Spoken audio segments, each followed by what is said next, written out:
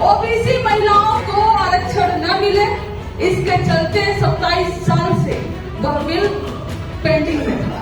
यह भी एक जुमला निकला कि बिल तो पास हो गया, लेकिन ये कब लागू होगा, कागजों से धरातल पर कब आएगा, किसी को नहीं मालूम। और संविधान को सुरक्षित करने के लिए जो केंद्र में बैठा संविधान विरोधी सरकार है, उस सरकार को मिटाना पड़ेगा। स्वर्गीय डॉक्टर भीमराव अम्बेडकर ने कहा था, शिक्षित बनो, संगठित रहो, संघर्ष करो। अर्थात आगे बढ़ने के लिए सबसे पहले हमें अधिक से अधिक शिक्षित होना होगा। आपने अभी देखा कि बहुत गाजे बाजे के साथ, ढोल नगाड़े के साथ महिला आरक्षण बिल आया। पहली बार नहीं आया था वो महिला आरक्षण बिल।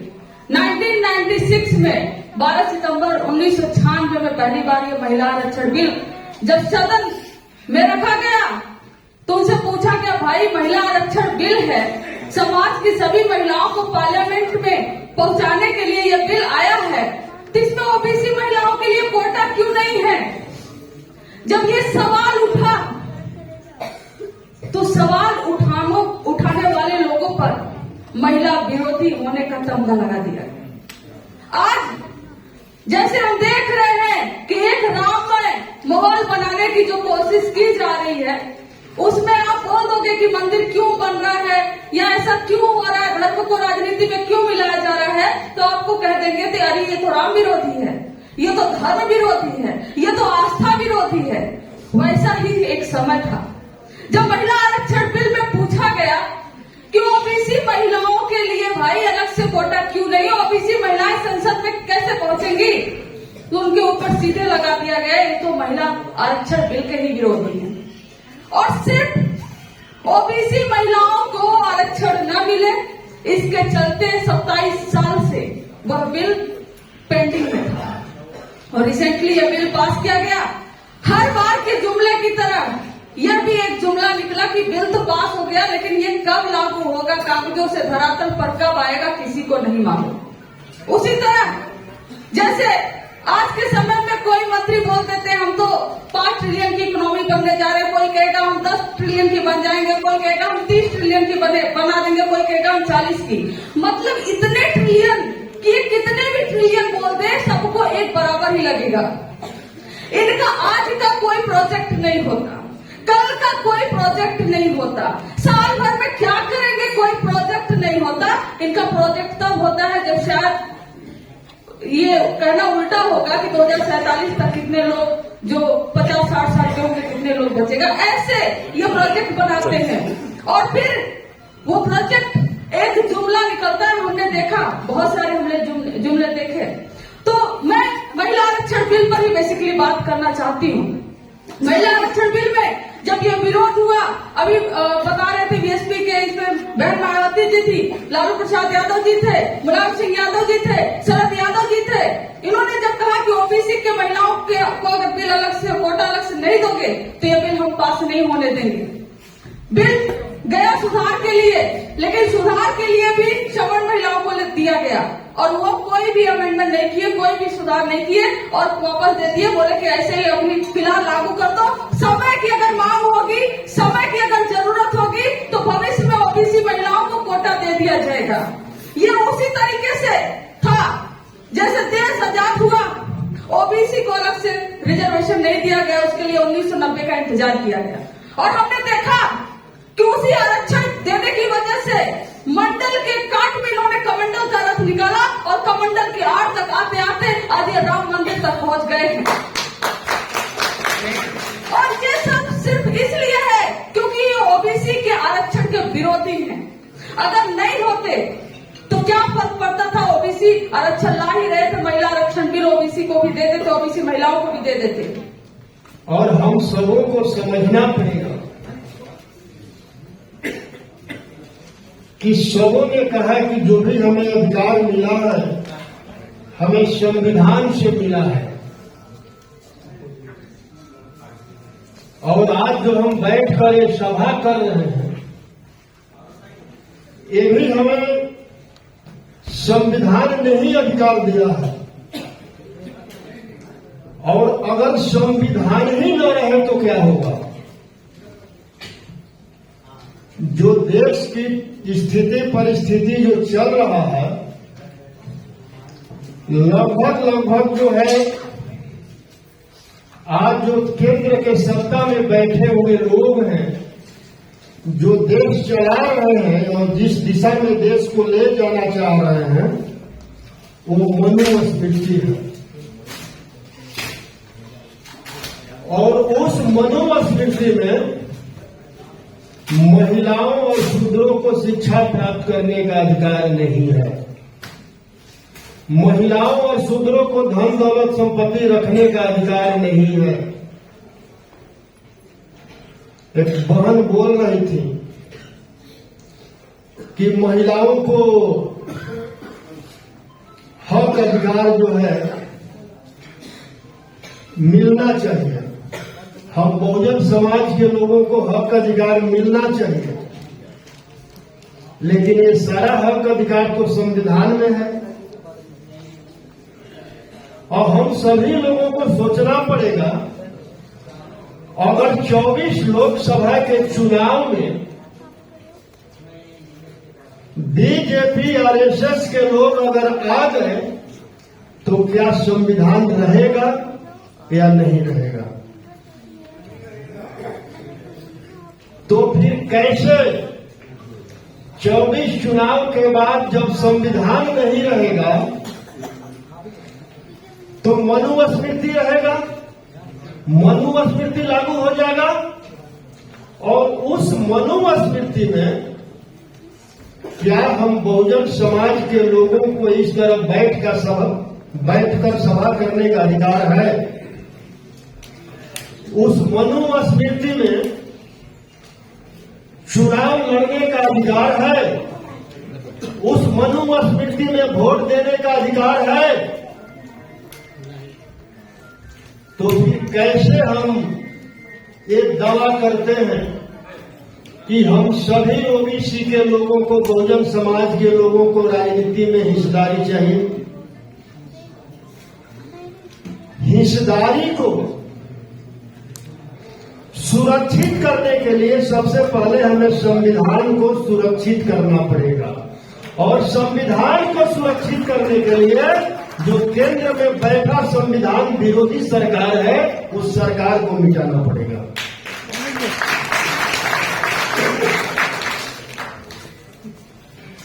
तो संविधान को बचाने के लिए हम लोगों को मानव विचारधारा को अपनाना पड़ेगा और मनुवादी विचारधारा को छोड़ना पड़ेगा।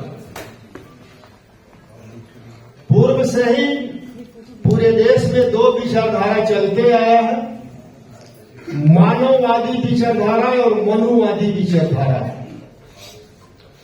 मानववादी विचारधारा कहता है कि मानने से पहले आप अच्छी तरह जान लीजिए, और मनुवादी विचारधारा कहता है कि जानने की जरूरत नहीं है, जो कहता हूं चुपचाप उसको मान लीजिए। अगर 14 के चुनाव में हमारे बहुजन समाज के लोग 14 के चुनाव में हमारे बहुजन समाज के लोग मानववादी विचारधारा का अगर उपयोग किए होते तो आज केंद्र में मनुवादी सरकार नहीं बैठता। आप समझिए कि जब 14 चुनाव से पहले आज जो भारत के प्रधानमंत्री हैं, घूम घूम कर क्या बोला करते थे? मैं ओबीसी मां का बेटा हूं। क्या ओबीसी के लोगों ने मानववादी विचारधारा को अपनाया या मनुवादी विचारधारा को अपनाया? क्या किसी ने सोचा कि ये ओबीसी है कि नहीं है? पूरे देश के ओबीसी ने मान लिया कि अब इससे ज्यादा ओबीसी का हितैषी कोई नहीं हो सकता है। लेकिन ये जो हमारे पूर्वजों ने जिस रास्ते पर चलने को कहा है, उस पर हमने विचार नहीं किया कि अगर ये ओबीसी है तो जो 90 में हमें मंडल आयोग के तहत जो आरक्षण ओबीसी को मिला था, उस मंडल आयोग के विरोध में जो कमंडल चला था, उसका संयोजक कौन था? आज तक किसी को पता है उस कमंडल का संयोजक कौन था? नरेंद्र मोदी। तो जो ओबीसी के आरक्षण का विरोध कर रहा है वो ओबीसी हो सकता है क्या? नहीं हो सकता है ना। इसके बाद उन्होंने कहा कि मैं 11 साल की उम्र में घर छोड़ दिया। 1949 का जन्म है, 1949 और 11 1960। फिर कहा कि मैं 35 वर्ष भीख मांग कर गुजारा किया और 90 में संयोजक थे कमंडल का। इसके बाद एक बात और कहा कि मैं रेलवे में और प्लेटफार्म पर चाय बेचा और पूरे देश के चाय वालों ने समझ लिया कि हमारी ही बिरादरी का है और पूरे चाय वालों ने उनको वोट देने का भी काम और दिलवाने का भी काम किया। आज भी वही स्थिति है। आज भी उनके साथ जितने ओबीसी एससी एसटी के लोग हैं उसी मनुवादी विचारधारा को लेकर आपके बीच आएंगे और कहेंगे कि मैं आप ही के परिवार का हूं, मैं आप ही का भाई हूं, मैं भी ओबीसी हूं, मैं भी एससी एसटी हूं, आप हमें वोट दीजिए और हम जीत कर जाएंगे तो हम आपके लिए काम करेंगे। लेकिन आप ये समझिए कि 24 के चुनाव में सिर्फ 2 ही लाइन रहेगा। एक लाइन है जो संविधान को मिटाने वाला लाइन है और दूसरी लाइन है जो संविधान को बचाने वाला लाइन है।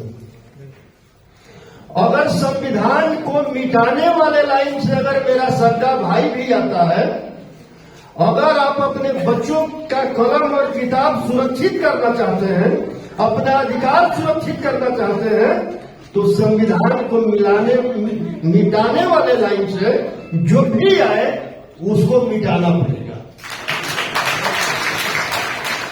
और संविधान के बचाने वाले लाइन से जो भी आए उसको जिताकर पार्लियामेंट में भेजना पड़ेगा, तभी संविधान बचेगा और संविधान में दिए हुए सभी अधिकार बचेंगे। आज हमारे समाज के सामने सबसे महत्वपूर्ण प्रश्न ये है कि वर्तमान में हमारे समाज की आर्थिक, सामाजिक, राजनीतिक और शैक्षणिक रूप में वास्तविक स्थिति क्या है। किसी भी समाज की आर्थिक और सामाजिक मजबूती इस बात पर निर्भर करती है कि वह समाज राजनीतिक और शैक्षणिक रूप से कितना मजबूत है और उस समाज की शासन और प्रशासन में कितनी भागीदारी है। जिस प्रकार से नाव सवारियों से पूरी भरी हो, लेकिन नाव के अंदर नाव को चलाने वाला चालक दल ना हो तो वह नाव चल नहीं सकती। बड़ी से बड़ी गाड़ी सवारियों से पूरी भरी हो, लेकिन गाड़ी के अंदर गाड़ी को चलाने वाला ड्राइवर ना हो तो वह गाड़ी चल नहीं सकती। ठीक उसी प्रकार से चाहे कोई भी समाज कितनी भी संख्या में क्यों ना निवास करता हो, लेकिन जब तक उस समाज के लोग जनता के द्वारा चुनकर देश के प्रशासन में नहीं जाएंगे तब तक वह समाज मजबूत नहीं हो सकता। अब सवाल उठता है कि हम देश के प्रशासन में कैसे अपनी भागीदारी लें। स्वर्गीय डॉक्टर भीमराव अम्बेडकर ने कहा था, शिक्षित बनो, संगठित रहो, संघर्ष करो। अर्थात आगे बढ़ने के लिए सबसे पहले हमें अधिक से अधिक शिक्षित होना होगा, क्योंकि जितने अधिक से अधिक संख्या में हम शिक्षित होकर प्रशासन में अपनी भागीदारी लेंगे तो उतना ही हमारा समाज अधिक से अधिक मजबूत होगा। इसके लिए हमें अधिक से अधिक निरी व्यक्ति की काव्य पर भी कब्जा करना होगा। इसके लिए केवल एक परीक्षा यूपीएससी सिविल सेवा परीक्षा के जरिए देश की कुल 24 सरकारी सेवाओं में जाने का मौका मिलता है। संघ लोक सेवा आयोग यानी कि यूपीएससी सिविल सर्विसेज में जाना देश के करोड़ों युवाओं और उनके पेरेंट्स का सपना होता है। यूपीएससी हर साल कुछ 100 पदों के लिए यह परीक्षा कराता है, लेकिन कुछ लोग यूपीएससी का मतलब सिर्फ आईएएस, आईपीएस तथा आईआरएस की समझ लेते हैं, जबकि यूपीएससी सिविल सर्विस एग्जाम के जरिए देश की कुल 24 सरकारी सेवाओं में जाने का मौका मिलता है। अगर हमें अपने समाज को मजबूत बनाना है तो इसके लिए हमें आईएएस अधिकारी बनना होगा, आईपीएस अधिकारी बनना होगा, आईआरएस अधिकारी बनना होगा, आईएफएस अधिकारी बनना होगा, आईआईएस अधिकारी बनना होगा, आईपीएस अधिकारी बनना होगा, ईसीएस अधिकारी बनना होगा, दानिश अधिकारी बनना होगा और यह सभी कार्य केवल अच्छी शिक्षा के द्वारा ही संभव है। दूसरी चीज, सबसे पानी की कोख से पैदा होता था, लेकिन आज लोकतंत्र में राजा हमारे वोट से पैदा होता है, और केवल सबसे मजबूत और शक्तिशाली राजनीतिक हथियार है। आज जनता अपने वोट की ताकत से ही किसी भी व्यक्ति को राजा बनाकर राजगद्दी पर बिठा देती है और किसी भी व्यक्ति को राजगद्दी से उतार देती है। अगर हमें सत्ता के अंदर अपनी राजनीतिक भागीदारी लेनी है तो इसके लिए हमें बहुत ही मजबूती के साथ संगठित होना होगा, लेकिन ये हमारे समाज का बड़ा दुर्भाग्य है कि आज भी हमारा समाज संगठित नहीं है और हमारी इसी कमजोरी के कारण बड़ी राजनीतिक पार्टियां हमें राजनीतिक हिस्सेदारी नहीं दे रही है। आज हम अपनी राजनीतिक हिस्सेदारी का आकलन करने के लिए अगर हम दिल्ली प्रदेश का उदाहरण लें, जो कि हमारे देश की राजधानी है, जिसमें प्रत्येक प्रांत का, प्रत्येक जिले का व प्रत्येक गांव का व्यक्ति निवास करता है, जिसे हम मिनी इंडिया भी कहते हैं। इस दिल्ली प्रदेश में हमारा समाज बहुत बड़ी संख्या में निवास करते हैं, लेकिन फिर भी हमारी राजनीतिक भागीदारी लगभग ना के बराबर है। अभी 2022 के दिल्ली नगर निगम चुनाव में दो बड़ी राजनीतिक पार्टियों ने हमारे इतने बड़े समाज को एक भी टिकट न देकर हमारे पूरे समाज का बहिष्कार कर दिया और इस बात को पूरे तरीके से सिद्ध कर दिया है कि इन राजनीतिक पार्टियों की नजरों में हमारी औकात केवल यूज एंड थ्रू की है, यानी केवल इनके वोट का इस्तेमाल करो और किसी को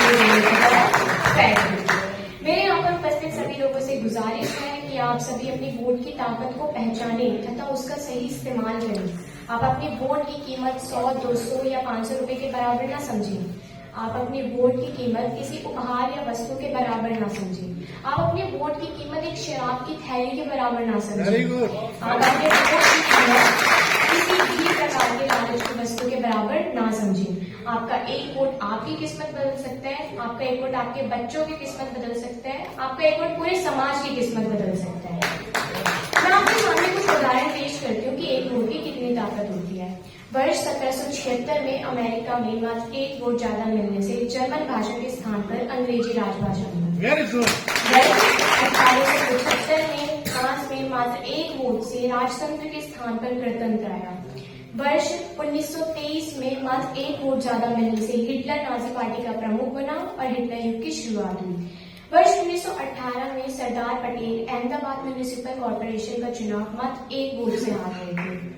वर्ष 1998 में भूतपूर्व प्रधानमंत्री श्री अटल बिहारी वाजपेयी की सरकार मात्र एक वोट से जीत गई थी।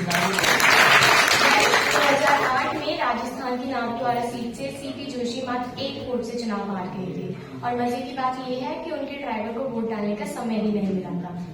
उत्तर प्रदेश जो देश का सबसे बड़ा प्रांत है, इस प्रदेश से राज्यसभा में वर्तमान समय में हमारे समाज का एक भी सदस्य नहीं है।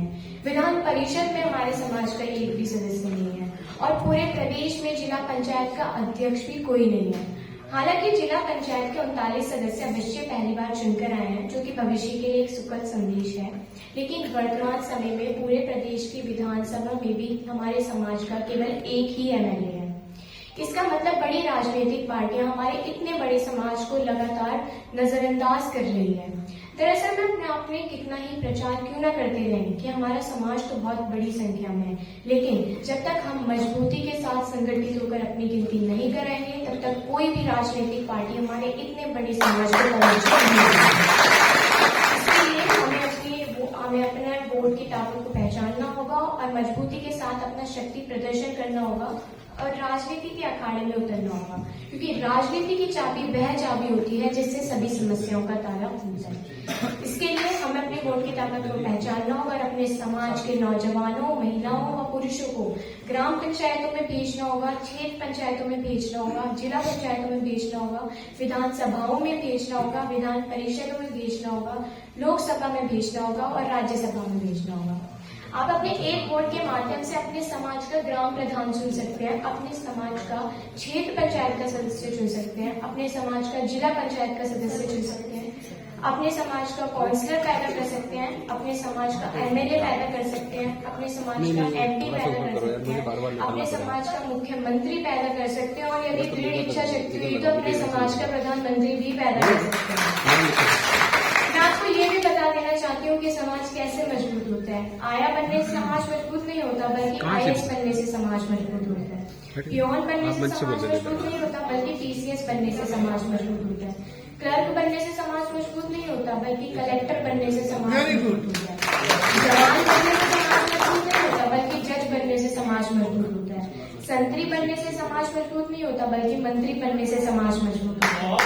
सीए बनने से समाज मजबूत नहीं होता बल्कि सीएम बनने से समाज मजबूत होता है। डीए बनने से समाज मजबूत नहीं होता बल्कि डीएम बनने से समाज मजबूत होता है। पीए बनने से समाज मजबूत नहीं होता बल्कि पीएम बनने से समाज मजबूत होता है। मुखिया बनने से समाज मजबूत नहीं होता बल्कि मुख्यमंत्री बनने से समाज मजबूत होता है। प्रधान बनने से समाज मजबूत नहीं होता बल्कि प्रधानमंत्री बनने से समाज मजबूत होता है। और केवल राष्ट्र प्रेमी बनने से समाज मजबूत नहीं होता बल्कि राष्ट्रपति बनने से समाज मजबूत होता है। इसके साथ मैं समाज के लोगों से बस एक बात और कहना चाहूंगी कि हमारे भारतीय संस्कृति और यहाँ तक कि देवी देवताओं में भी पुरुषों की अपेक्षा महिलाओं को सम्मान पहले प्राप्त हुआ है। और कुछ उदाहरणों से मैं यह बात सिद्ध कर सकती हूँ, जैसे कंटिन्यू करने दीजिए, कहाँ से ठीक है, नहीं कंटिन्यू करने दीजिए, कंटिन्यू करने दीजिए, ये सबसे अच्छा बोल रही है। बैठो जी जी। जैसे सीताराम में पहले सीता जी को स्थान मिला, बाद में राम भगवान को। राधे श्याम में पहले राधा जी को स्थान मिला, बाद में श्याम अर्थात कृष्ण भगवान को। गौरी शंकर में पहले गौरा जी को स्थान मिला, बाद में शंकर भगवान को। लक्ष्मी नारायण में पहले लक्ष्मी जी को स्थान मिला, बाद में नारायण अर्थात विष्णु भगवान को। धन की प्राप्ति के लिए हमें माँ लक्ष्मी जी की पूजा करनी पड़ती है। ज्ञान प्राप्ति के लिए हमें माँ सरस्वती जी की पूजा करनी है। हमें वेदों से ही प्राप्त होती है। इसलिए मेरी आप सभी से गुजारिश है कि महिलाओं और बेटियों को, चाहे कोई सामाजिक मंच हो या राजनीतिक मंच हो, उन मंचों को महिलाओं और बेटियों को बराबर की भागीदारी दें। इसी के साथ मैं यहीं पर अपने शब्दों को विराम देती हूँ और आप सभी